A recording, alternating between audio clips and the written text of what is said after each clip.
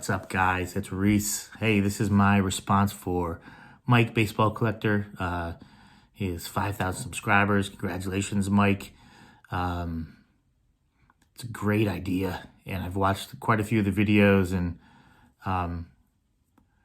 yeah, I really appreciate what you're doing. Just want to say that, and I wanted to make a response, a video response in particular, because I think it is a great subject to think about and share. And so you wanted us to tell, how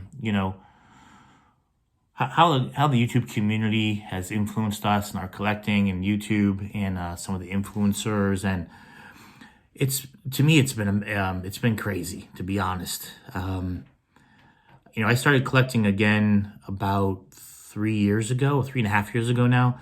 I collected in the 80s and 90s, typical story. Then I stopped for a while. I would buy packs and boxes once in a while. But when I got back into it about 3.5 years ago, it was a while before I found YouTube. And I was collecting, at that point, I decided I was collecting the cards I didn't have, again, common, and also vintage. So I started collecting Ashburn, and I got the 50 Bowman Whiz Kids. And then I started then I found YouTube.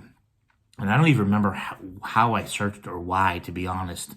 But the first channels I watched, and I kind of went down that trail, was you, Baseball Collector, and the popular ones. It was Nate, Topps 85 401, Blue Jacket, and Mangini. Those were like the top, and Mike O. Those were really the first channels I discovered on here. I still didn't understand there was a community. It took me a little while to get that concept. But all of those guys influenced me initially because I started to learn about vintage, and I opened my eyes to all these new things and different types of cards, doing research on my own and finding videos and watching those by the same people, and then led to other channels. So it completely opened my eyes to the vintage world as well as the new modern as I got back into the hobby. Right, so really, really cool. Those guys, I remember watching Dave Blue Jacket's video, and he showed the 62 postcards, and that was the first. I was like, "This is amazing!" Like I had just never seen those cards before. I collected posts as a kid. Honeycomb boxes was my thing, but then that's what clicked, right? So this community has introduced me to so many things that now I'm passionate about, and it brings back memories and why I'm collecting it.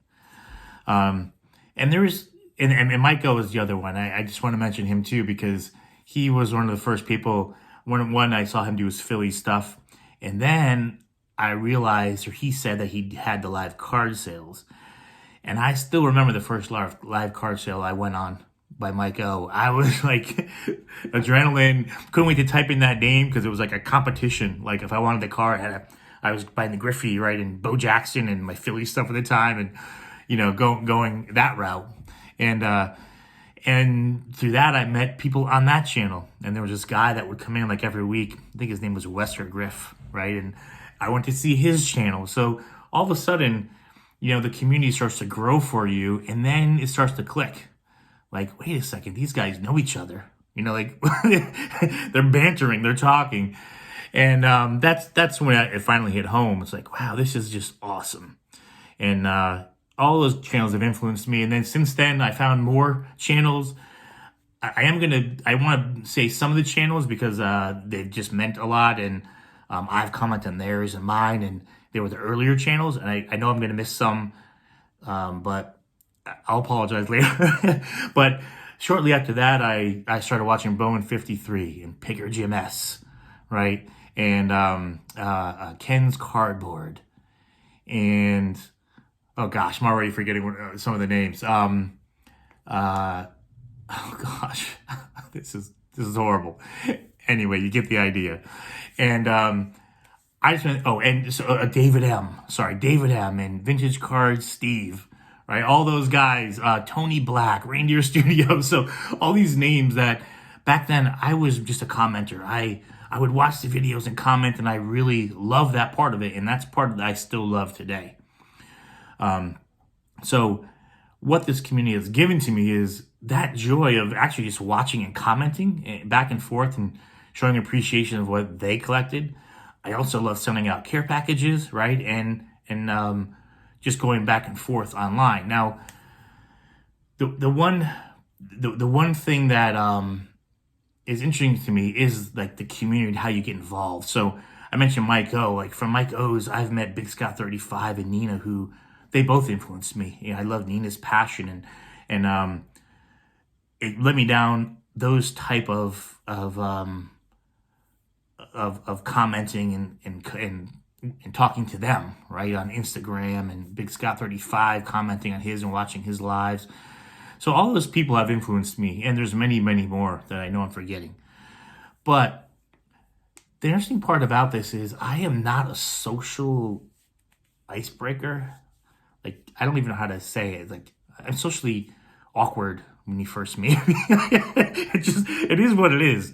Yeah, it is what it is, right? So, like, for example, let's say, we get invited to a wedding, my wife and I. Well, my wife is, like, excited getting her dress, and I'm sitting there, like, how well do we know these people, right? Like, or like, do we have anything else going on that weekend? But once I'm there, I'm good, right? Once I make it there, and I start talking, and I meet people face to face, then I'm good, right? And I kind of, get comfortable with it. But it's the same thing on here, I have to say. Like, I know I need to make more of an effort myself just because of watching the community and wanting to be a part of it. I know I need to put myself out there more socially to make that better for myself. So while I am loving the community now, I know it can be better if I break my own, if I break through myself, So that's a goal for me. I mean, so that's something the community has done for me, right? It sets some goals that, you want to be a part of it, and you have to kind of break through some of your own personal issues. And so that's one part of it. Now, I've had a kind of a crazy year and a half that's still going on that I haven't had a lot of time, but that's changing, and I'm gonna, I want to make that effort. But anyway, that's one thing the community has taught me, right? I got to keep pushing. Someday, when me and Jeannie asked me to go on that live, I'm going to do it, and I'll make the time and arrange it, because he asked me, and that would be a big step, and that's something I want to do. I want to be more involved in general. I'm joking, but it is true, and that's all on me. It's not the community. That is all on me, and I get that. The other thing that I don't think I realized until I thought about this, and some recent videos by other people, what this has given to me, this platform, is the ability to share, like, my memories and nostalgia. So if you're if you're a collector, I don't want to say a real collector, if you're a collector, I'm pretty darn sure that you have a heavy lean towards things that are nostalgic to you and your memory of why you collect that, right? Whether it's your dad, your grandparents like me, right? A friend, a game you went to with friends or family members, right? Or a player you met. A lot of times that's connected to what you collect. And I didn't realize how awesome it was to share those memories until I started making some of those videos where I just happened to mention it and go into that. Like my grandparents and why I collect certain things, and the cards I had as a kid and those type of things. So I think, this platform has really opened my eyes to it. It really helps me enjoy sharing those memories. And I think if you're honest with yourself, that's part of the reason why we do this. And if, the more you share of why you collect things and why that card is meaningful to you, it feels good. It feels good to share that with people that understand it. So I think that's a huge part of this community brought to me, other than the friendships, texting and things like that I do with some people. Sharing those type of memories has just been a lot of fun. And I want to continue to do that more. So that's it. I mean, the community has been amazing.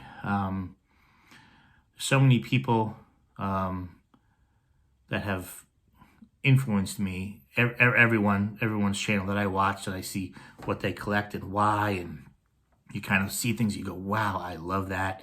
I'm going to collect that. Typical things we all know. But again, I really appreciate that. So, Mike, that's my video. Thanks again for all that you do.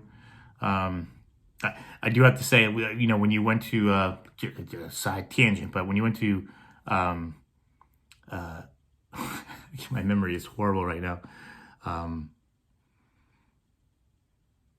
Oh my gosh, dude, I can't even remember what I was gonna say. Bench Clear. When you went to Bench Clear, I was a little worried, you know, that it seemed like a big name to me, right? Okay, going to Bench Clear Media. It seemed like this big thing. But I do have to say, I was completely wrong, and Ty is amazing, and that channel influences me. The podcast, the cool content, and it seems like a bunch of great guys. So thanks for that as well, and thanks for this contest. Appreciate it, man. Appreciate everyone out there, and I hope to, you know, interact with more and maybe talk to more of you guys on phone and kind of bust through some of those self-inflicted barriers. So hey, have a great night. Be good.